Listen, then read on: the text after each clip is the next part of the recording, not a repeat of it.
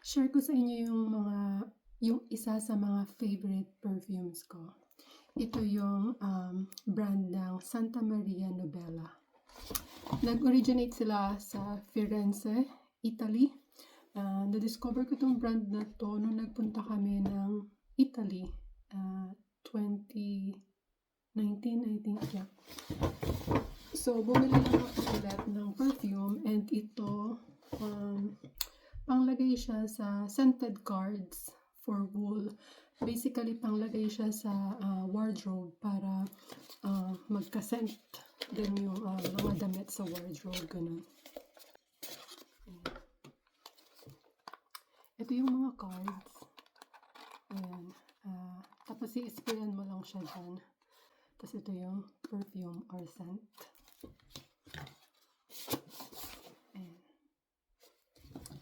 And then yung perfume na binili ko is yung Melagrano. Sobrang bango nito, as in. Para siyang fresh na bagong ligo, na a bit floral, na basta sobrang bango niya.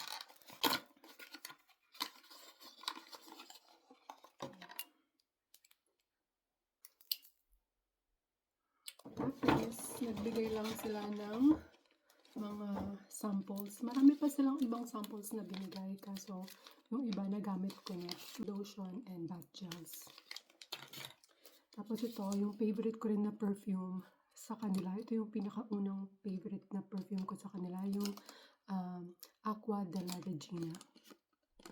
Sa pagkakaalam ko, ginawa tong perfume na to para sa Queen ng Italy. Yun, si Regina.